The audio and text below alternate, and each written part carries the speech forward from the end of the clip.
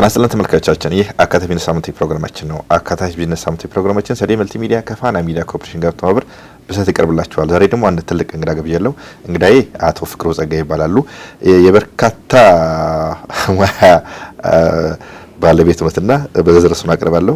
በመጀመሪያ እሁድ ጊዜ ሰውተው በተለይም ልዩ ምስጋና ማቅረብ ፈልጋለሁ። ትላንት ማታ ከናይሮቢ መጥተው ነው ይሄን ኢንተርቪው ያደረግነውና በሰፊ ፋና ሚዲያ ኮርፖሬሽን ተመልካቾች ስም አቶ ፍቅሩ ጸጋዬ እጅግ በጣም የከበረ ምስጋና አቀርባለሁ ለዚህ ቃለ መጠይቅ ስለመጡልኝ። እሺ እኔም አመሰግናለሁ። መልካም ስለርሶ የትምህርት ዝግጅት አንዳንድ ነገር ያየው ነበርና በበርካታ ዲሲፕሊኖች የብዙ የማስተርስ ለምሳሌ የህግ ትምህርት ማንሳት ይችላል። እዚህ ጋር እንደገና ኢስላሚክ ባንኪንግ ኤንድ ኢንሹራንስም እንደዛው አለ፣ ጆርናሊዝም አለ፣ ሎ አለ፣ ኤምኤ ኢን ሂውማን ሪሶርስ ኦርጋናይዜሽን አለ። ሌሎቹን ኢቭን ከሰርቲፋይድ ሰርቲፊኬት ጀምሮ አለና እንደው ይሄ ሁሉ ትምህርት ዝግጅት በምን ያክል ጊዜ ወሰዱት አቶ ፍቅሩ? እንደው ለመግቢያም ብዬ ነው። ያው አይ ኖርማሊ እኔ ስማር መማረው ለስራዬ ስለሚጠቅመኝ ነው። ኦኬ። መማር በራሱ የመጨረሻ አይደለም። ምንማረው ለሆነ ተግባር ለማዋል ነው። ስለዚህ ኢንሹራንስ እና ሪኢንሹራንስ ላይ ነው እየሰራው የቆየሁት። ስለዚህ ኢንሹራንስ ውስጥ እየሰራ ስለ ህግ አለማወቅ ስራህን አስቸጋሪ ያደርገዋል።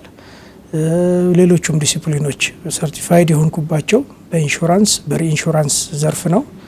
ስለዚህ በዛ ነው እንግዲህ ለስራዬ እንደሚበጁኝ ስለማቅ ነውና ብዙ ነገሮች ደግሞ መፍትሄያቸው ያለው እዛ ውስጥ ነው። ብዙ ጥያቄ ታነሳለ። ለምሳሌ ስለ ኢንሹራንስ ለምን አላደገም፣ የኢንሹራንስ ሰርቪስ በደንብ ለምን አልተስፋፋም ስትል ማንበብ አለብህ ማለት ነው።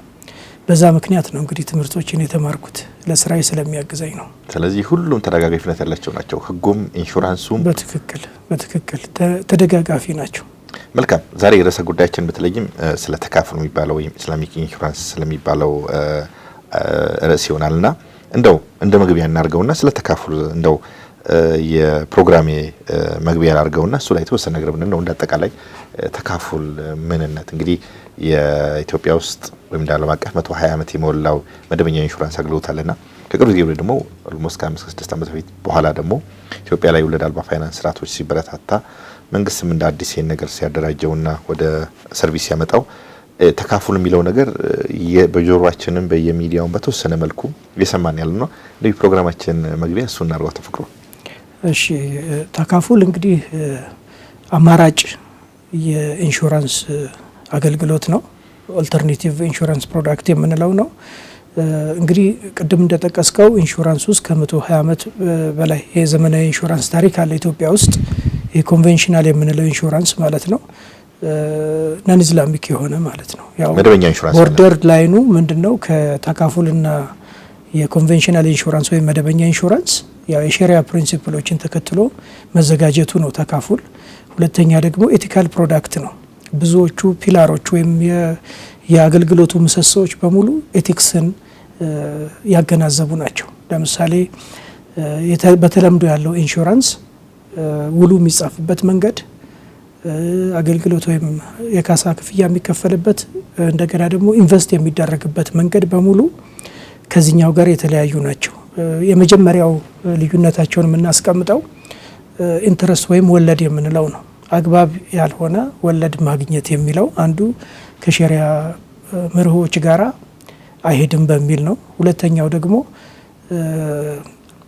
ኤክሰሲቭ አንሰርቴኒቲ የምንለው ማለት ነው በእንግሊዝኛ ገደብ ያለፈ ስጋት ያንን አይቀበልም።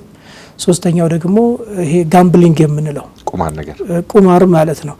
ዳይሬክትሊ ቁማር መሆኑ ሳይሆን ነገር ግን ውሳኔዎችን የምንወስንበት መንገድ ወደ ጋምብሊንግ የሚሄድ መሆኑን ነው ቂማር ወይም ጋምብሊንግ ብለን የምናስቀምጠው ማለት ነው።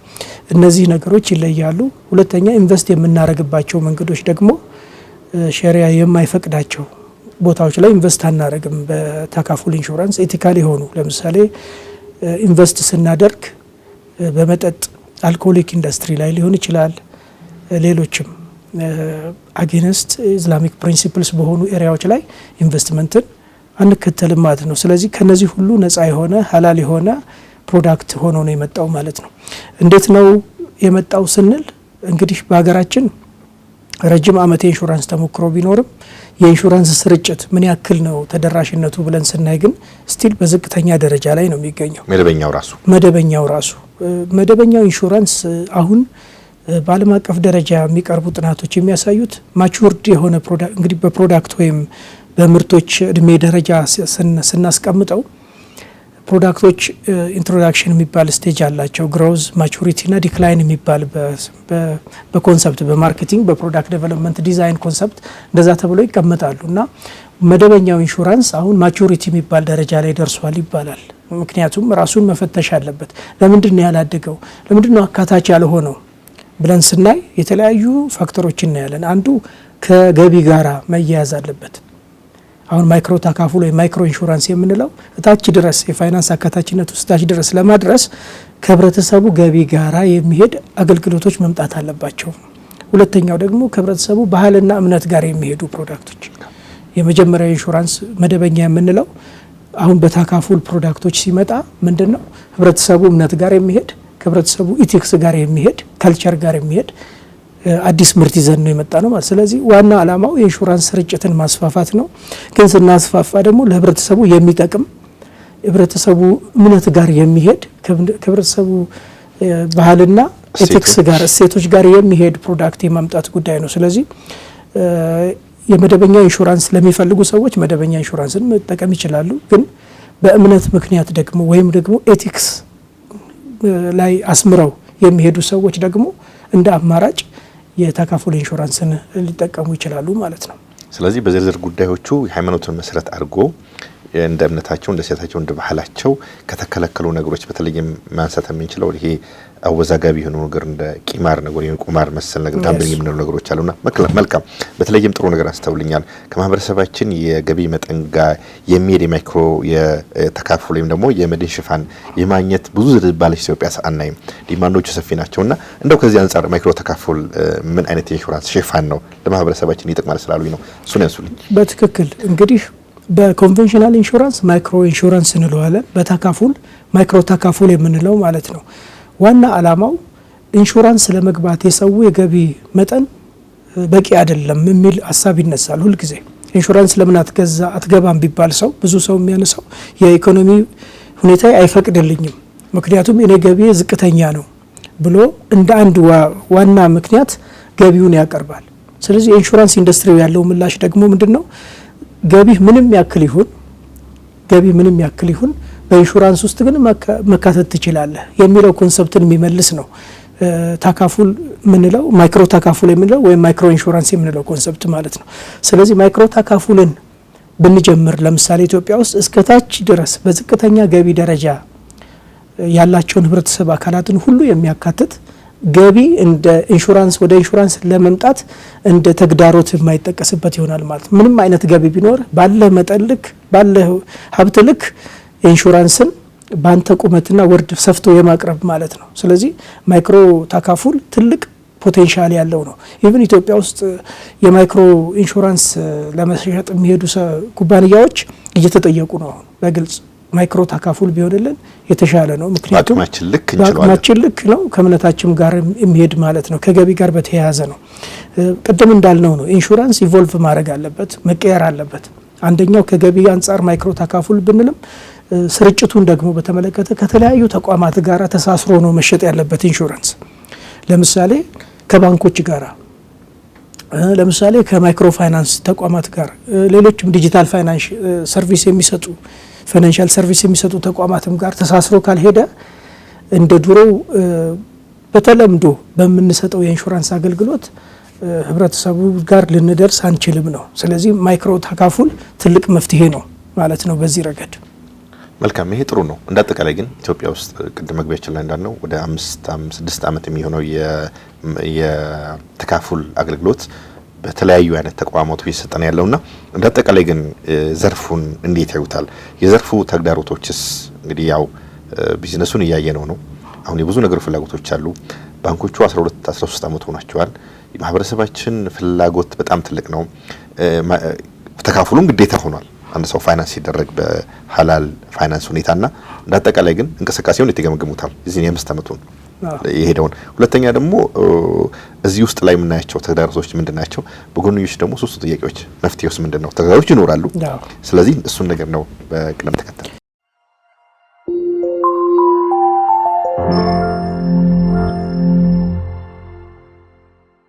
ኦኬ። መጀመሪያ በዓለም አቀፍ ደረጃ የተካፉል ኢንሹራንስ እድገት ምን ይመስላል ብለን ብናይ ኦልሞስት ያሉ ፕሮጀክሽኖች ኢንዲፔንደንት በሆኑ አካላት የሚሰጡ ፕሮጀክሽኖች የሚያሳዩት ወይም ትንታኔዎች የሚያሳዩት የተካፉል ኢንሹራንስ እድገት ከፍተኛ እንደሆነ ነው። ኢቭን በቁጥር ብናስቀምጠው ከ15% በላይ ነው ይባላል ኮምፓውንድድ አኑዋል ግሮዝ ሬት ሲታይ። ይሄ ማለት ደግሞ ኮንቬንሽናሉ ከሚያድገው በላይ እያደገ ያለ ነው። በአጭር ጊዜ ውስጥ ግን እድገቱ ከፍተኛ እየሆነ ነው ያለው ማለት ነው። በ2030 እንደ አውሮፓውያን አቆጣጠር ከ97 ቢሊዮን በላይ ይደርሳል ተብሎ ይገመታል። አረቡን በአጠቃላይ በዓለም አቀፍ ደረጃ በዶላር ማለት ነው። ይሄ ከፍተኛ መጠን ነው። ሁለተኛ ወደ ኢንሹራንስ የሚመጡ ሰዎች በየጊዜው የሚመለመሉ ወይም ሪክሩት የሚደረጉ የደንበኞችንም ቁጥር ብናይ በከፍተኛ ደረጃ የተካፉል ኢንሹራንስ እየጨመረ ነው። ይሄ ማለት በታዳጊ ሀገራት ወይም ደግሞ በሙስሊም ሀገራት ብቻ ሳይሆን በዌስተርን ሀገራቱም ያሉ ፕሮጀክሽኖች የሚያሳዩት በዛም እንኳን እያደገ እንዳለ ነው ይሄ ቁጥር የሚያሳየው ማለት ነው።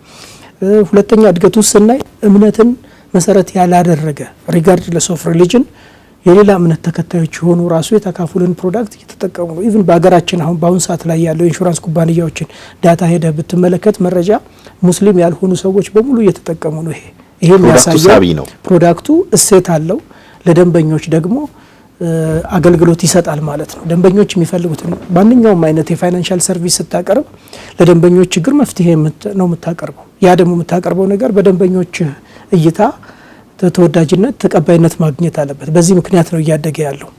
የሀገራችንን እድገት ያው ተግዳሮቶች ጋር ከመሄዳችን በፊት መልካም አጋጣሚዎችን እኔ በሚል ነው የሀገራችንን እንዳልከው በ2019 ዲዛይን የተደረገ ዳይሬክቲቭ አለ በኢትዮጵያ ብሔራዊ ባንክ የወጣ ተካፉልን ስራ መስራት የሚያስችል ሁለት አይነት አማራጭ ይሰጣል። ሙሉ ለሙሉ ፉል ፍሌጅድ የሆነ የተካፉል አገልግሎት የምትሰጥበት ወይም ደግሞ በመስኮት ደረጃ ወይም ዊንዶ ሰርቪስ የሚል አማራጭ አለ። በሁለቱም መንገዶች አገልግሎቱን መስጠት ይቻላል። ነገር ግን በዚህ 5 ዓመታት ውስጥ ከፍተኛ የሆነ እድገት ነው ያስመዘገበው። አገልግሎት የሚሰጡ ተቋማትን ቁጥር ብናይ ከአንድ የመጀመሪያው ተቋም ያው ግሎባል ኢንሹራንስ ነው የጀመረው ይሄንን፣ ቀጥሎ አዋሽ፣ ሌሎችም ተከትለዋል። ከአንድ ኩባንያ አሁን 9 ኩባንያ ደርሰዋል። ይህንን በመስኮት ደረጃ የሚሰጡ ማለት ነው። እድገቱ በየአመቱ አምና ከ120% በላይ ነው ያደገው። ዘንድሮ ራሱ በ74 በመቶ ነው ያደገው። አምና 445 አካባቢ ሚሊዮን ነበር የሰራው አጠቃላይ አረቡን ኢንዱስትሪው፣ ዘንድሮ ከ774 ሚሊዮን በላይ ሰርቷል። ስለዚህ በየአመቱ ይር ኦን ይር ቤዝስ እድገቱ ከፍተኛ እየሆነ ያለው ተቀባይነት እያገኘ ነው ያለው።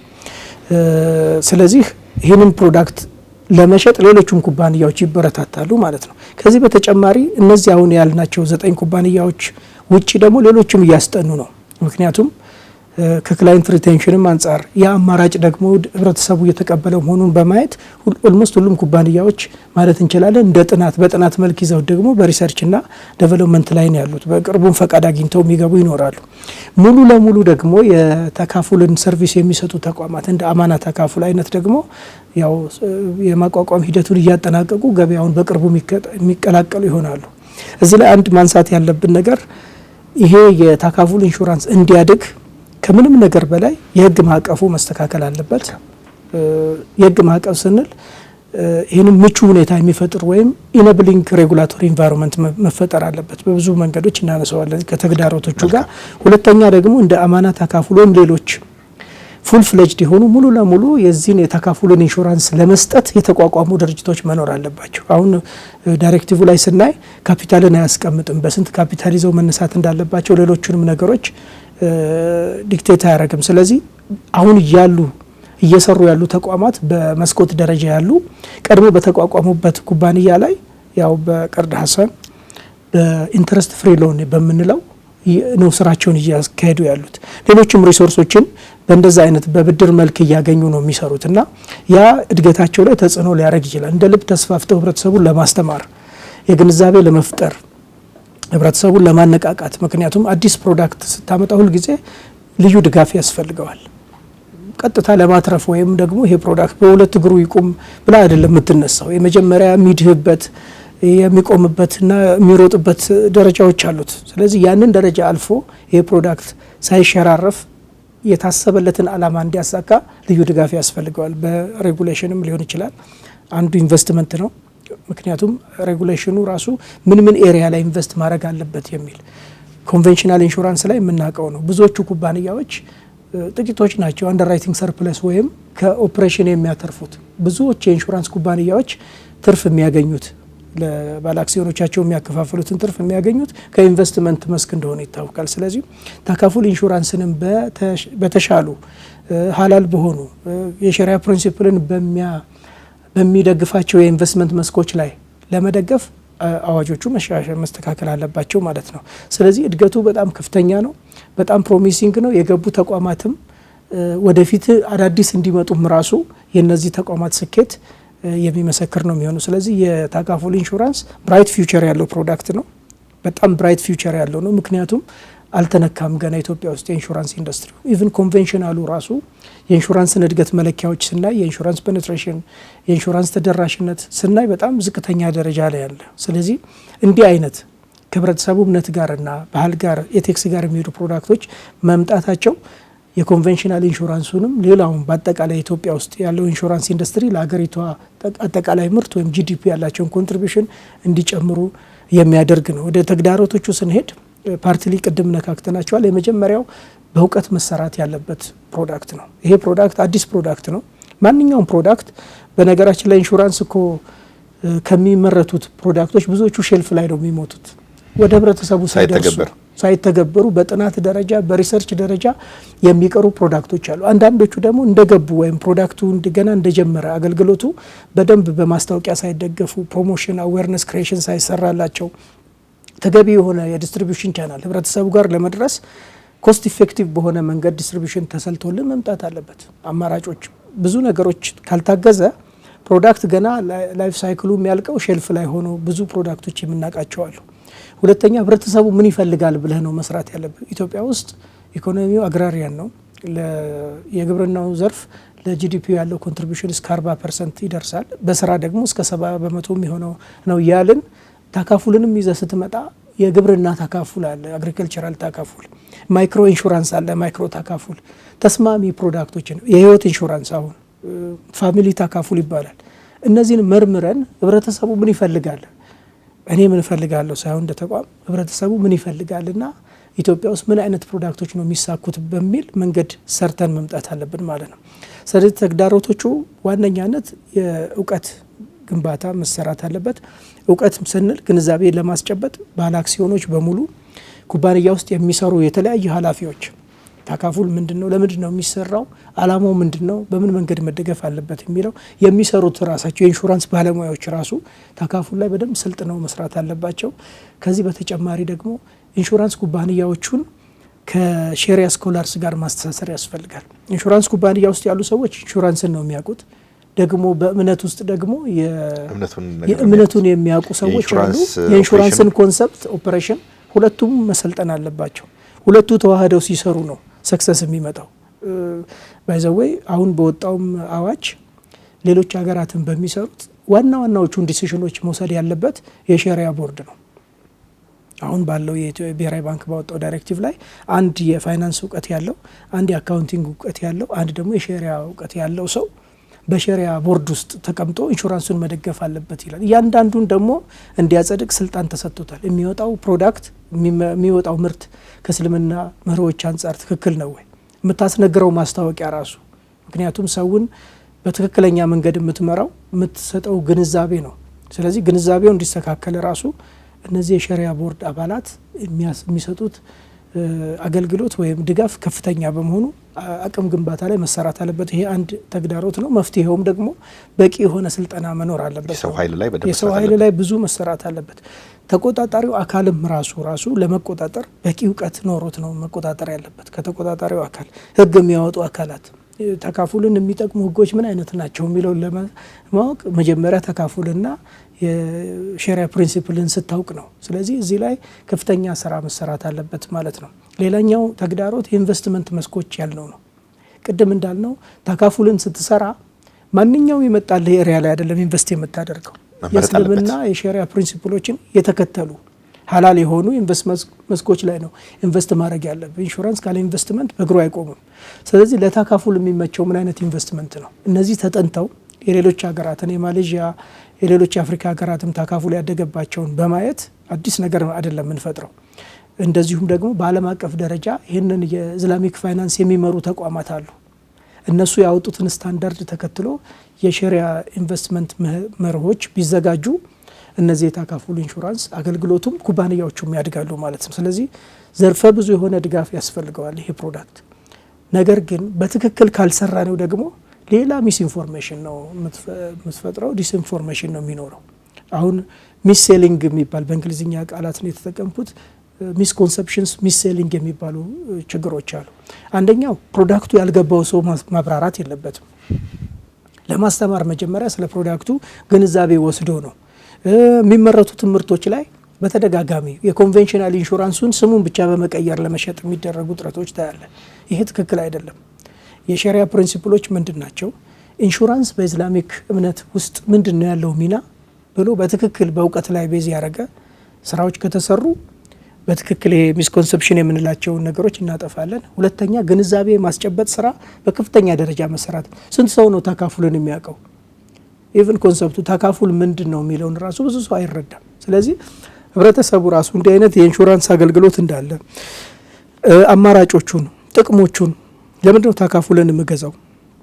ይህንን ካላስተማርከው ህብረተሰቡ በምን አውቆ ነው መጥቶ ኢንሹራንሱን ሊጠቀም የሚችለው? ስለዚህ ትልቁ ስራ ኩባንያዎችም በጀት መድበው ከእንደናንተ አይነት የሚዲያ ተቋማትም ጋር በመተባበር ሀገራችን ውስጥ ያሉ የሚዲያ ተቋማት በደንብ ኩባንያ በሚዲያ ተቋማቱ ኤዲቶሪያል ፖሊሲ ውስጥ አካተው የነዚህ ኢስላሚክ ፋይናንሻል ሰርቪሶች ተደራሽነታቸው እንዲጨምር በደንብ ህብረተሰቡን የማስተማር የማንቃት የመቀስቀስ ስራ እንደዚሁም ደግሞ ጥቅሞቹን የማስረዳት ለምንድን ነው ተካፉልን የምገዛው የሚለውን ሳላቅ ወደ ውሳኔ አልሄድም። ስለዚህ ይሄ የማስተማር ስራ አንዱ ክፍተት ነው። ስለዚህ ይህንን ደግሞ በመስራት የተካፉልን ማሳደግ ይቻላል ማለት ነው። እነዚህ ናቸው እንግዲህ መፍትሄዎቹ ብዬ የማምነው። መልካም፣ ይሄ ጥሩ ነገር ነው። በተለይም ተግዳሮቱንም መፍትሄውንም እና ያለበትን ደረጃ ባለፉት 5 ዓመታት ውስጥ ኢትዮጵያ ውስጥ በጣም አበረታች ለውጥ አሉ። ፍላጎቱም እንደዚሁም ኢንዱስትሪውን በአጠቃላይ የሄደበት መልኩ ጥሩ ነውና ይሄ በቂ አይደለም። በኖሌጅ አለመመራት፣ አዌርነስ አለመኖር በተለይ ማህበረሰባችን ጋርና ምናልባት የሸሪያ እውቀት በጣም የበቁ የሸሪያ እውቀት ያላቸው ሰዎች አንዳንዴ የኢንሹራንሱን አሰራር ላያውቁ ይችላሉ። እሱም ባላንስ ባረገ መልኩ ደግሞ ለማህበረሰባችን የተሻለ አገልግሎትና የተሻለ ኖሌጅ ያስፈልጋል። ምናልባት ውስንነት አለበት። ውስንነቱ የምናየው ምንድን ነው? ኢንቨስትመንት ላይ ካልተሰማራ አጠቃላይ የኢንሹራንስ አገልግሎት ሊያድግም አይችልም። በራሱ ደግሞ እንደ ሌላ ኢፌክት ነው። ማህበረሰባችንም ውዥንብሩም አለ። እውነት ነው ማስታወቂያዎቻችን ትክክለኛው ሰርቪሱን አድሬስ ያደርጋሉ ካለ ጥያቄ ነው። አጀማመሩ ጥሩ ነው፣ መድረስ ያለበት ቦታ አለና እንደው መልካም። ከዚህ ባሻገር እንዳጠቃላይ እንግዲህ እንደ ዓለም አቀፍ በጣም ትልቅ ብዙ ቢሊዮን ዶላሮችን ገቢ የሚያስገኝ ትልቅ የፋይናንስ አገልግሎት ነውና መልካም የተካፉል ለህብረተሰባችን ያለው አጠቃላይ ጠቀሜታም በተወሰነ መልኩ አንስተናልና ያው የርነሱ ማህበረሰባችን ላይ ያለው ግንዛቤ እንደዚሁም ደግሞ ኢንሹራንሱን አገልግሎቱን የሚሰጡን ኤክስፐርቶች በራሱ ደግሞ በቂ ስልጠናና እውቀት የለንም። ያው የመደበኛውን የኢንሹራንስ አገልግሎት በዚህኛው ለሚሆን መልኩ ነው አድርገው የሚሄዱትና ይሄ ምናልባትም ለወደፊት አሁን ባለው ፍላጎትና በማህበረሰባችን በአጠቃላይ የሚሻሻል ነገር ነውና እንደው ምናልባት የዓለም አቀፍ የኢንሹራንስ አሰራር ለሀገራችን የተሻለ ልምድ የሚሰጠው የት ሀገር ነው ብለው ያስባሉ? እንደው ብዙ ሀገራት አሉ ተካፉል ያደገባቸው አሉ። የማሌዥያን ኬዝ ማንሳት እንችላለን። ከአፍሪካ ሀገራትም ያደገባቸው ኢጂፕት፣ ሱዳን ማንሳት እንችላለን። ሁሉም ሀገራት ላይ ምንድን ነው መውሰድ ያለብን የሚለው መጀመሪያ ከሬጉሌሽን አንጻር ነው። የሚቋቋምበት መርሆዎች ናቸው አንድ ነገር ሰክሰስፉል የሚያደርጉት ወይም ደግሞ ውጤታማ የሚሆነው ወይም ተግዳሮት እንዲገጥመው የሚያደርጉት። ስለዚህ መጀመሪያ ከሌሎች ሀገራት ላይ መውሰድ ያለብን እንዴት ምን አይነት ህግ ማዕቀፍ አወጡለት የሚለውን ነገር ነው። ከሌሎቹ የህግ ማዕቀፉን መውሰድ አለብን። በማይክሮ ተካፉል ደግሞ ብዙ የደረሱ አሉ። ለዝቅተኛው ህብረተሰብ ክፍል እንዴት አደረሱት የሚለውን ከሌሎች ሀገራት ልምድ ተሞክሮ መውሰድ አለብን። ሌላኛው ደግሞ ዲስትሪቢዩሽኑ ላይ ራሱ ብዙ ሀገራት ላይ አሁን ጥሩ ተሞክሮ ተደርጎ የሚወሰደው ከባንኮች ጋር ተቀናጅቶ መስራት ነው። ኢንሹራንስ አገልግሎት ዋጋው ለህብረተሰቡ ተመጣጣኝ እንዲሆን ትልቁ ወጪ እያስከተለ ያለው ወይም ኮስት የምንለው ነገር ያመጣው የሚሰራጭበት መንገድ ነው። ከዲጂታል ፋይናንሻል ሰርቪሶች ጋር ከቴክኖሎጂ ጋር ካላስተሳሰርከው አሁን አንደርራይት የሚደረግበት መንገድ፣ ክሌሙ አሰስ የሚደረግበት፣ ጉዳት የሚገመትበት መንገድ፣ በኋላ ደግሞ ክፍያም የምትፈጽምበት መንገድ ከባንኮች ጋር ከዲጂታል ፋይናንስ ተቋማት ጋር ከኢንሹርቴክ እንላቸዋለን ከነሱ ጋር ካልተሳሰረ አንደኛ ኮስቱ ይኖርና ያንን ኮስት የሚሸከመው ኤንድ ዩዘሩ ወይም በአረቦን መልክ ወይ በፕሪሚየም መልክ ተገልጋዩ ጋር ነው። ተገልጋዩ ደግሞ ከፍተኛ ወጪ የሚያስወጣው ከሆነ ኢንሹራንስ አልገባም ወደ ማለት ሊሄድ ይችላል አስገዳጅ እስካልሆነ ድረስ በህግ። ስለዚህ አንደኛው ከባንኮች ጋር ማስተሳሰር፣ ለምሳሌ የግብርና ምርቶችን ከሆነ ኢንሹራንስ የምትሰጠው ከገጠር ከግብርና ሚኒስቴር ጋር በመተባበር አግሪካልቸራል ኢንሹራንስ ወይ ማይክሮ ኢንሹራንስ የሚቀርብበትን መንገድ ከዲጂታል ፋይናንሻል ሰርቪስ ተቋማት ጋር በማስተሳሰር መስራት ነው። የጤና ኢንሹራንስ የምትሰጥ ከሆነ ከጤና ተቋማት ጋር በማስተሳሰር ወጪህን በመቀነስ ያ የአረቦን ጫናው ህብረተሰቡ ጋር እንዳይደርስ ይህንን ነው ከሌሎች መገንዘብና መማር ያለብን። ቴክኖሎጂ ዋናው ነገር ነው እንደ ተግዳሮት ሆኖ የሚቀርበው። ቴክኖሎጂ ከሌለ ህብረተሰቡ ኢዝሊ አክሰስብል የሆነ በቀላሉ ተደራሽ የሚሆን ፕሮዳክት እና ምቹ የሆነ ዋጋውም ደግሞ አፎርደብል ወይም ተከፋይ ለመክፈል የማያዳግት ሆኖ መዘጋጀት አይችልም። ከሌሎች ሀገራት ያንን ነው መውሰድ ያለብን። ሁለተኛ ከሌሎች ሀገራት መውሰድ መማር ያለብን ነገሮች ምንድን ናቸው? ኢንቨስትመንት ላይ ያልነው ነው። እኛ ሀገር እስካሁን ድረስ ባንኮቹም ላይ እንሰማለን፣ ማይክሮ ፋይናንሶቹም ብዙ ጀምረዋል። ኢንሹራንሶቹም አሁን እያገጠማቸው ያለው ቻሌንጅ እሱ ነው። ኢንቨስትመንት መስኮች መኖር አለባቸው። እነዛ ደግሞ በአገር አቀፍ ደረጃ የሸሪያ ካውንስል ተቋቁሞ ከእምነቱ አንጻር እነዚህ ኤሪያዎች ላይ ኢንቨስት ማድረግ ያስፈልጋል። እነዚህ ላይ አይቻልም። አሁን ከባንኮች ጋር የሚሰሩ ስራዎች መኖር አለባቸው። ፕሮዳክቱ እንዲያደግ ለሰው አትራክት እንዲያደርግ ከባንክ ኢንቨስትመንት ጋር በጣም ተሳስሮ መሰራታል። ይሄ በእንግሊዝኛ ባንክ ተካፉል ይባላል። ባንኮች እንደ ዲስትሪቢዩሽን ቻናል አገልግሎቱን ወደ ህብረተሰብ ለማድረስ ልትጠቀምባቸው ትችላለህ። ሁለተኛ ባንክና ኢንሹራንስ ተሳስሮ ነው መሰጠት ያለበት።